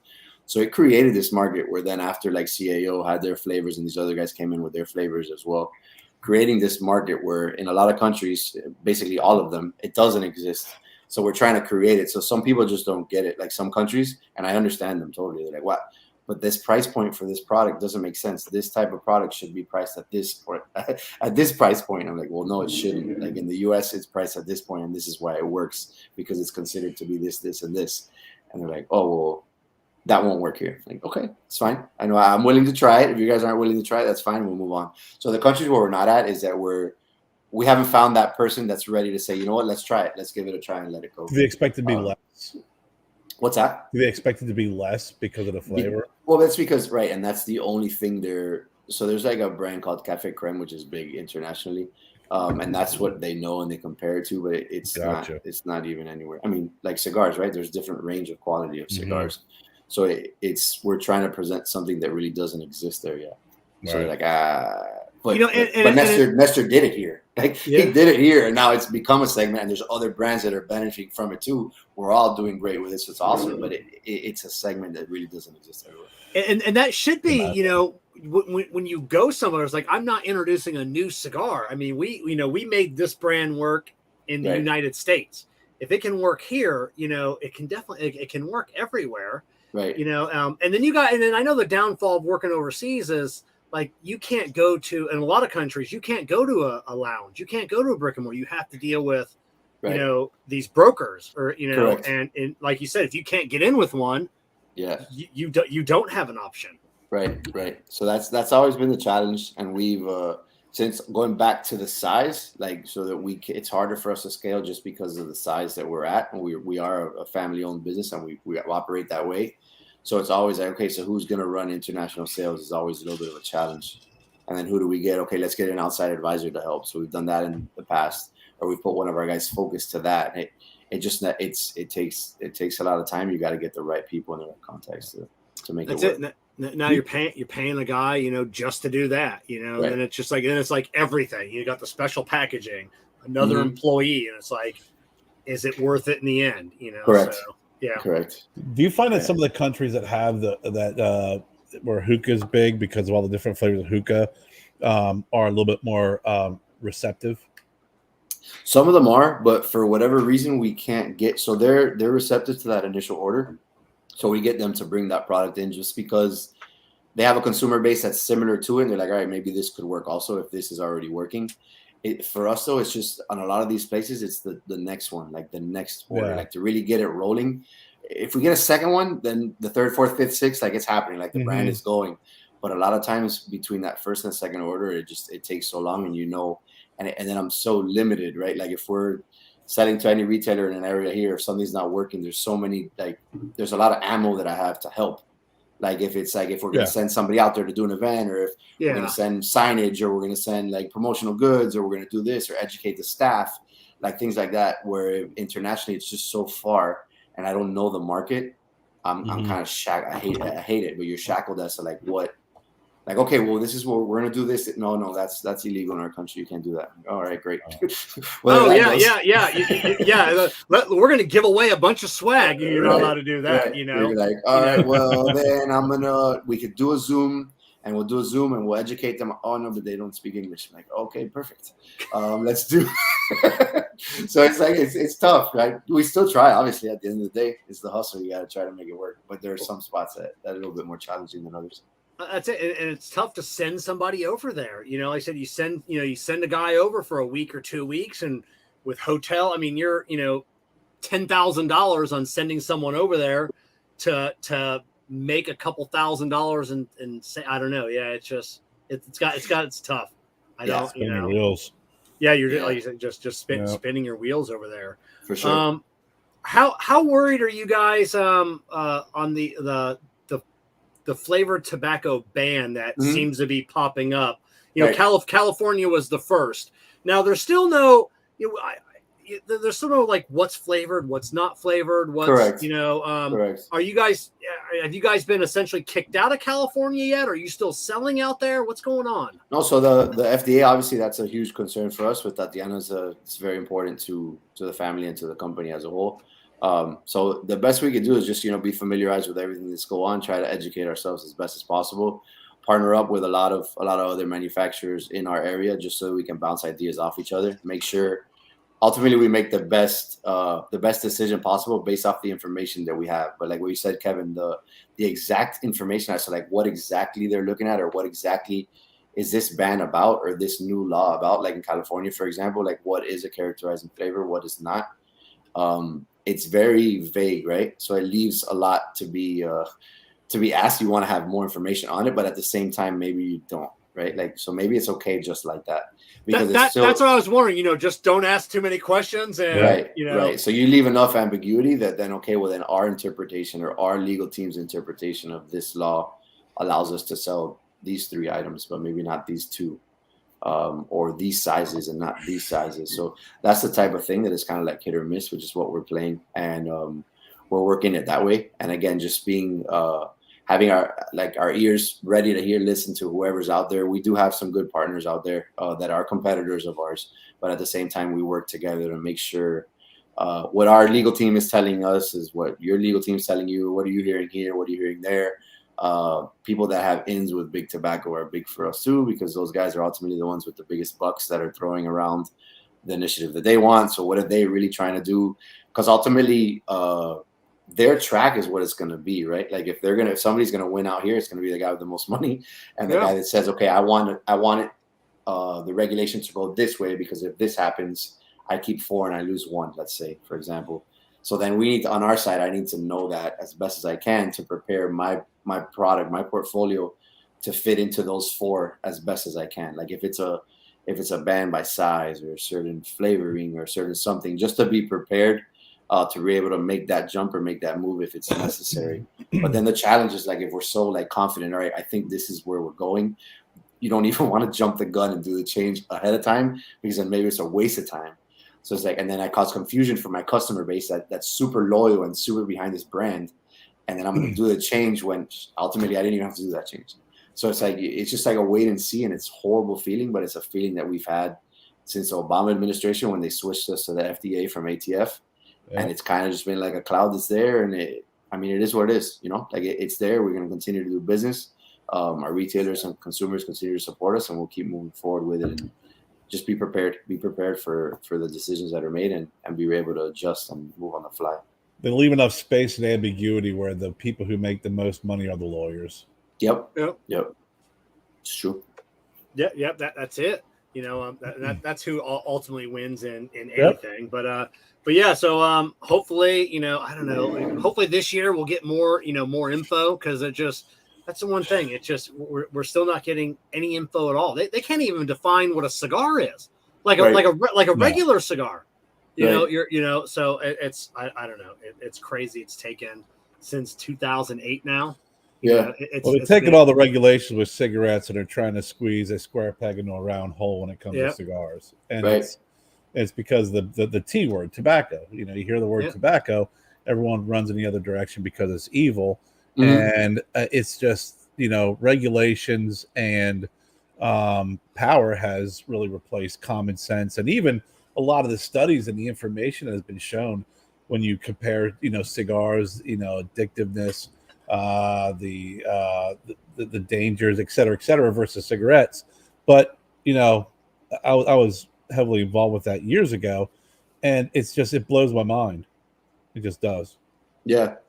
There's a lot of lack of knowledge from their part as far as like what our industry is about, what our product's about. And then it comes down to, do they really care enough to put the time in to really take a look and see how this is not your gas station product, right? That's not your gas station consumer either. We're a different niche of tobacco, right? You can't just put us all together, but ultimately that might not even matter, right? Because if they don't really care and they just want to bundle it all together, they're going to bundle it all together. It's all about the money. It's all about the regulation, and that's really what it boils down to. And I remember unlimited funds. And I remember you said lack of knowledge on their part. I remember watching an interview. It's probably about a year ago, maybe a little bit more, and it was a warehouse in, I think, Arizona, Nevada, wherever it was. The FDA, they sent someone in, young kid, like his mid-20s, to do an inspection on like the cigars and everything else, and they had to ask all the questions, like okay, I'm supposed to check this. I don't know what this is. And like the warehouse, like, it was like a bonded warehouse or whatever it is. Okay, so this is what they want you to look for. This, and this. They're sending these inspectors in that have no idea like what a cigar is. Right. It's absolutely insane. Yep. So, I don't know. I don't know if it'll get better or not. Knock on wood. I think we're doing a good job. And Judge Mehmet, I think he's gonna eventually rule in our favor and kick the FDA, like, hey, you gotta, get off the pot, man. Right. You guys been dragging these guys around for so many years. And luckily Florida, we got Marco Rubio, we got quite a few people, fighting for the whole country, and for the cigars. Right. So we got a good crew here. We definitely do.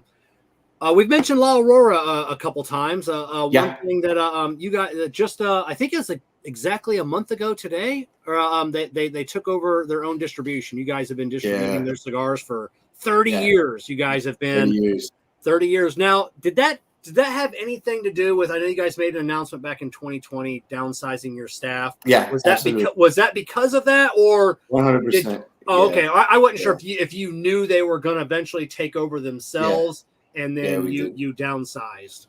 So we had when we during COVID, we went ahead and we used to have 24 different territories and reps throughout the United States, and downsized just to on the phone. So more phone service, less in-face person-to-person dealings. We do conventions now and some limited traveling. But in doing that, we had 2 distribution partners, the Toscano Cigars, and then La Aurora Cigars also. So we let them both know, look, we're going to this model. This model is going to be a strong model for our Tatiana brand.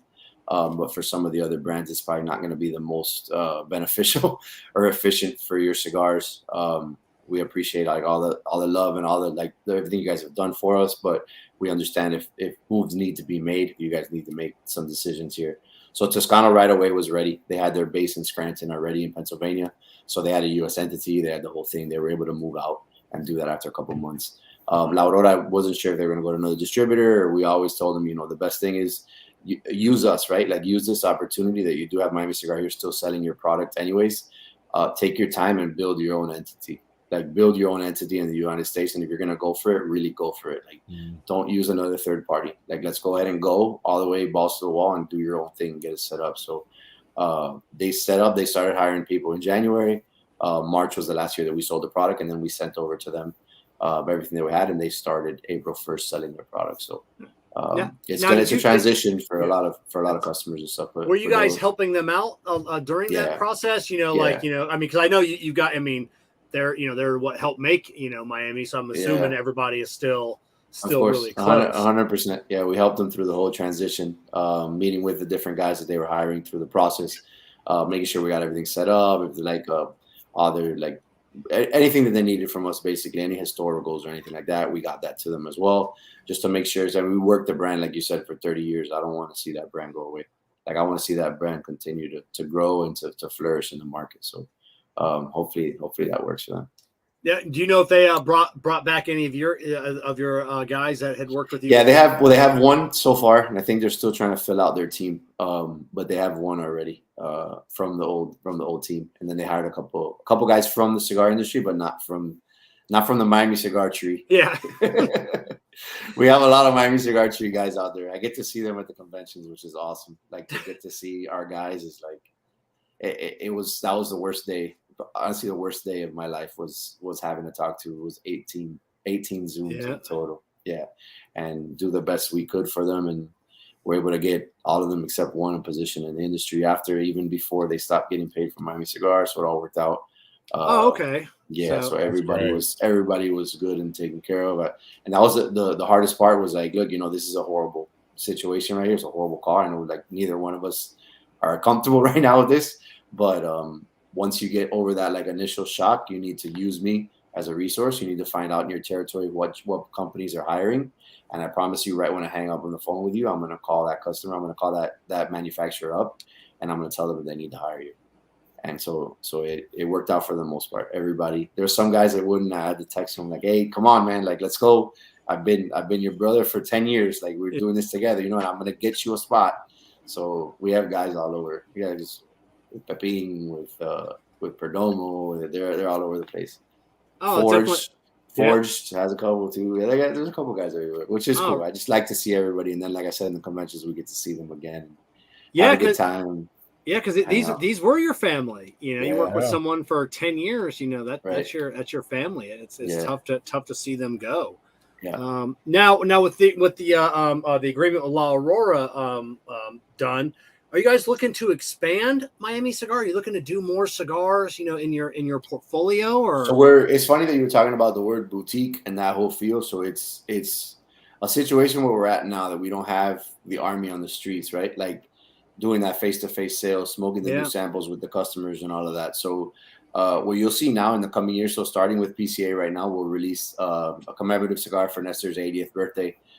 So smaller boutique runs, so like 500, let's say 500 boxes, 3 sizes, whatever, something simple, nothing too crazy. And then maybe look to do that a couple times a year on different things like that, as opposed to like just the special selections of the world and stuff like that we have just the ongoing full production releases. I believe those in the future are going to be a little bit more difficult for us to release. Just because of the setup and like the expectation that's set with bringing a new brand into a store. Obviously, they want to smoke it with you, which we could still do in the conventions. That's not a problem. Smoke it with them, but then they want you to come in and help, like with the cut and light and whatnot, which I totally get, but we don't have the means to do that right now or to do an event. So then then the retailer's like, oh, well, then why am I going to bring this brand? So it depends, right? If you have the following of Nestor, I could come out with a new one and you're going to carry it. But if it's a new brand to you, it's kind of like you're hesitant. I do great with your Tatiana brand, but the Nestor brand may need a little bit more push. How can we do this? I could send you swag. So it's kind of like back to the other thing of the international deal. So it's that's the part that's tough. But we've always been good, thankfully, with the commemorative limited cigar. We just only have done it once a year. So you'll see now us do more niche things, similar to a smaller boutique company, doing things like that to keep Nestor's name out there, to keep coming out with cool, like different type of projects. And always still having the Tatianas obviously doing their thing. Yeah. And the smaller runs a couple times a year, lots of companies, they are very successful at that. Mm-hmm. Easier to do that, but I understand, it's like, Nestor's 80, he can't be flying all over the country every weekend doing these cut and lights at these various, he doesn't want to be in some cigar shop in the middle of Kansas anymore, with 8 guys. He does, though. He really does. Does he? Yeah, he does.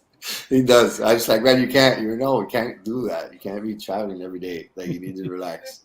Oh, my God. But he loves it. He goes crazy when he's just home. He's like, I got to be out.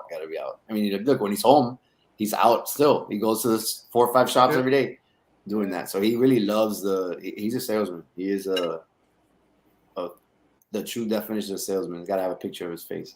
And that's what, we just talking about this last week. That's why those old cigar guys live to be 100, because they never slow down. Yeah. They never jump. No. I'll never get that guy out of the street. He'll get old. The minute that he stops, he'll get old. He's like, there's no way he's stopping. This is him. This is what we love him doing. Get up early and get going. That's it. Right. That's the key to longevity. Like I said, get up at 3 a.m., have a couple of cigars, have some breakfast, and get out to the lounges. Wake up with cigar prop 7 a.m. with Nestor. 7:30. Yeah. Oh God. Yeah. We will start a whole new show. Like I said, he'll be like, oh, what took you so long? I've been up for hours already. That's right. So, oh my God. So, I have one last question before we finish up. Are you free to? And it's I don't know how to word it. Are you free to make mistakes? Like, does Nestor Mariana, they give you enough leeway to where you're allowed to make your own decisions without really running it by the whole company. So if you run something by them and they're like, I don't think this is right, but we trust you, and whether it's right or wrong, do you get that ability to just make your own mistakes? For sure, definitely 100%. That was one thing that I was really appreciative of, and like it makes you feel good, right? Like proud that from the beginning they realized like what I lacked in experience in cigars, that I was going to be able to figure it out one way or another.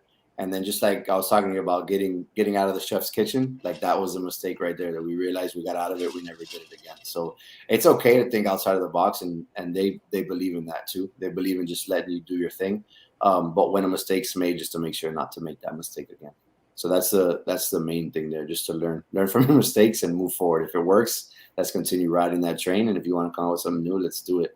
So they trust me 100%. It's kind of great. Like it was, like the trust was there from the beginning, which was great. And they see the results. They see what we're doing, which is awesome.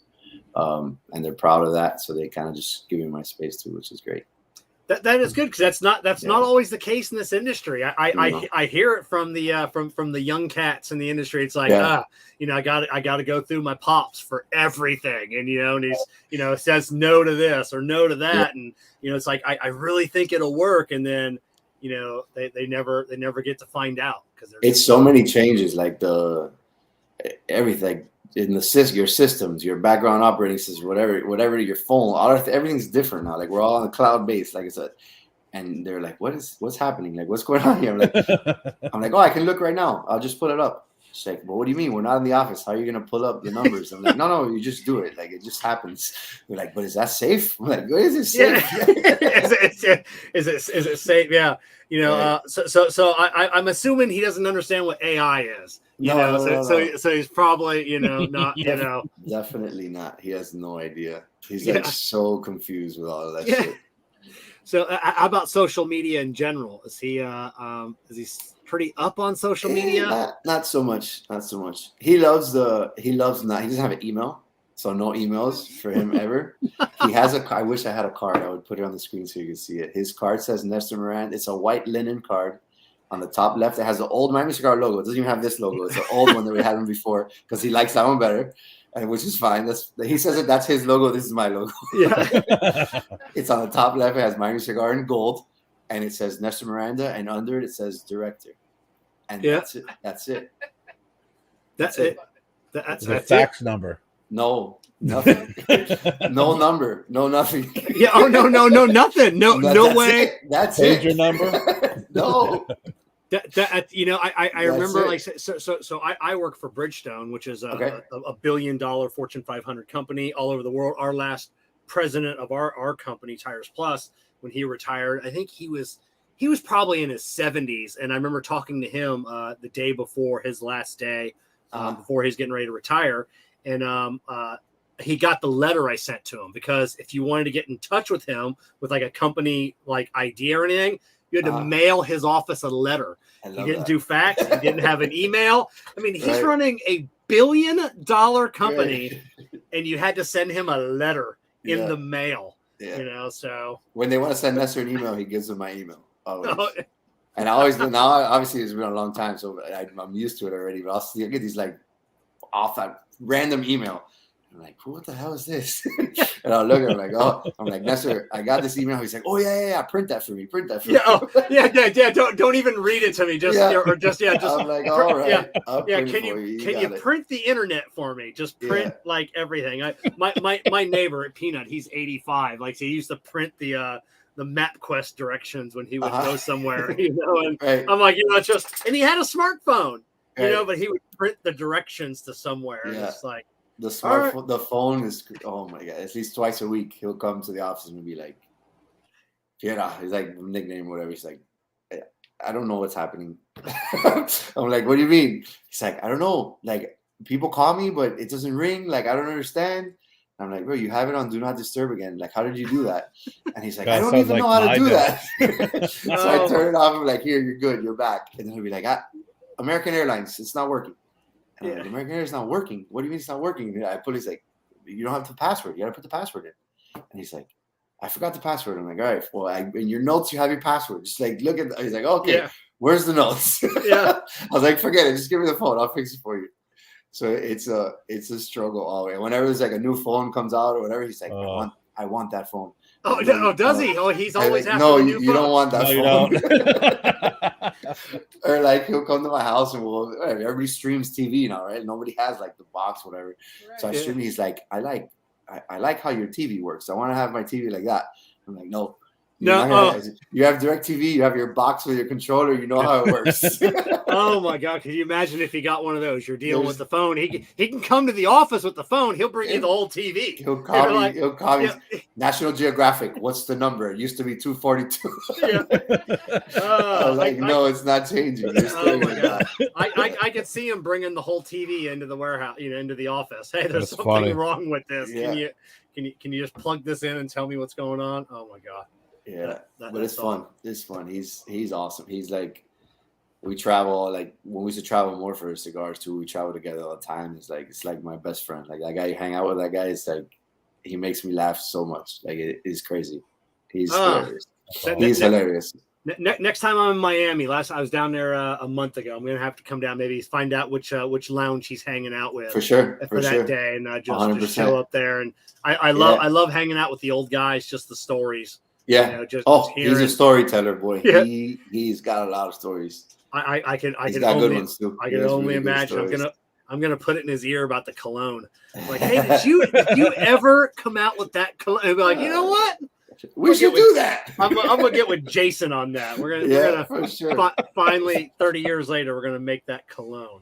Yeah, thanks a lot. I appreciate it if you do that. Yeah. So Kerr, any final? I can't believe it's been an hour 45 minutes. Any final questions for Jason before we let him go tonight? Appreciate you coming and sharing all this great stories and information. Of course, I had a good time. Great time. Yeah, I mean, didn't even see like an hour 40 minutes, like Kevin said. I mean, it's just going by so fast.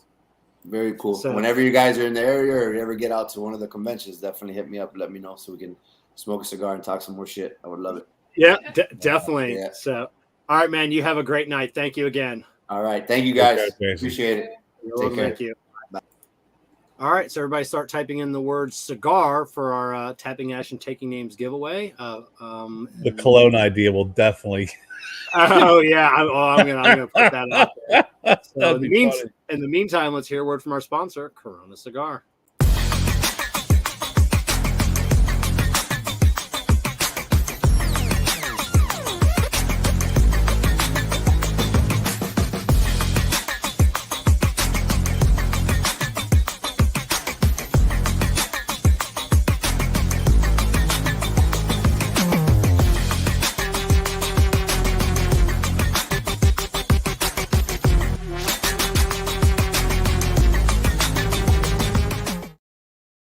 So, all right. I never heard. I mean, out of like I said, the articles I read on the company, the couple of interviews that I had seen with Nestor. Jason hasn't done an interview in a couple of years. I think we're probably his first interview that I saw online in at least 2 years. So glad to hear some of the the stories. But I never heard the Tatiana.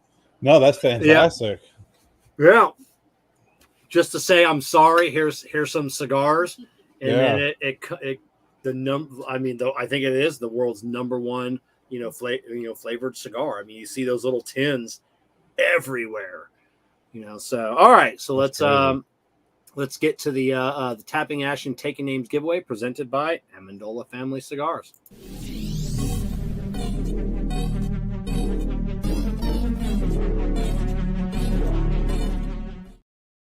All right, so tonight's winner is going to get the May 2023 Corona Cigar of the Month Club shipment, which includes a Monte Cristo Monte, an Avo Syncro Caribe, La Gloria Cubana Serie R, CAO Italia, Oliva Serie G Cameroon, and the H. Upman the Banker.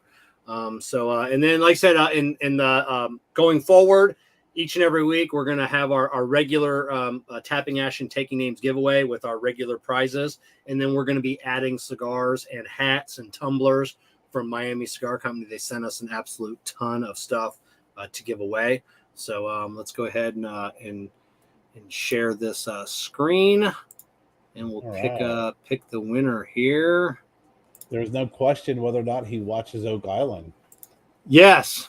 Manny's slacking off. Yes. We forgot all about that. Manny, come on, man. That's because you were talking about that YouTube thing. Yes. Messed it all up. No, maybe. So JJ Jambalaya. All right. So go ahead and shoot me an email, kevin@cigarprop.com, and we'll go ahead and get Congratulations. Your prize pack out. Next week we welcome Ian Reith of Dapper Cigars. I have been going back and forth. Another one of those guests that's been like a year trying to get Ian on the show. He has a date. We're booked. We have a date. He's booked. So finally, like 2 months ago, we finally figured out a date that we had together. So we'll be joined by Ian Reith of Dapper Cigars. Make sure you're following Cigar Prop, producer Jessica, Kerr Viajante of Stogie Road Cigars, Miami Cigar Company. All the social medias are in the link and the video. Links are in the video description below, podcast description if you're listening to this. Also in the notes are the social media links for our partners that make this show happen each and every week. Once again, we want to thank JC Newman Cigars, CigarMedics, Amendola Cigars. We are the muscle. Jake Wyatt Cigars, Illusione Cigars, deep in flavor, deep in your mind. K by Karen Berger Cigars, Corona Cigar, and of course True Estate and Experience Acid. Kerr, leave us with a thought. A thought. I'm gonna give it right back to you. An update on the lounge. Yeah, so we're hoping this week to get our final inspection, our certificate of occupancy, and we'll hopefully have that this week. This weekend, we're going to be doing the flooring. We're going to have some cool videos showing how we are going to acid etch the floors. Hopefully, they're going to be installing the door to the humidor this week as well. But and then the next coming weeks, we're going to get the AC installed. And then we got stuff coming in for the new office, some shelving, some racking. And then we're probably I think the second week of July is when we normally go on summer break. We usually only take like 2 to 3 weeks off. I think we're going to do like 6 weeks this summer, which will just push us back into doing shows into December, which is fine. But I think if I get a good 6 weeks, I can get a lot of work done on the lounge. Getting the new, the Wi-Fi set up, the cameras, everything else. So when we come back from break, like in August, the end of August, beginning of September, we'll be broadcasting from the new lounge. You'll be able to see Jessica on screen each and every week, sitting next to us. That's still to be determined. It's not to be determined, Jessica. That's already been planned out. No, because then that means I can't wear like my sweat. Yeah, you can. Sweatshirt. You wear whatever you want. That's it. Now, Kerr, vice versa, still going on. Omar DeFrias, the cigar we did. Do you still have some on the VSR cigar? Yes, so VSRcigarfam.com. If you still haven't gotten the vice versa yet, you're definitely going to want to pick those up. We haven't sold out either, but I haven't pushed it because I think I'm going to hang on to what I got and then let it sit for a couple of years and then jack the price up. Get them now. Or smoke all of them myself. Yeah, you see, when you have that now, it's not very easy, is it? Yeah. It's kind of difficult to open up that humidor and see that cigar and go, that is something I was a part of and I need to smoke it. Yep. Yes. Yeah, so you make fun of me now, but now you know. Oh, I make fun of him all the time now. Thank I'm you, like, Jessica. You give Kerr so much shit, Kevin. Look at you. I tell you, I apologized to Kerr like a month ago for teasing him for smoking his own cigars because in 1 week, our new cigar, the Real Good Trash, I don't know how many I've been smoking. A ton. I pull out them rings. Let me see them like you made fun of my cedar sleeves. I bet I have smoked every bit of 100 of those. That's fantastic. I smoked one the other day. It was great. Yeah. Oh, thank you very much. So, So, all right, everybody, we're gonna see everybody next week for another fantastic show. All right. See you. See you.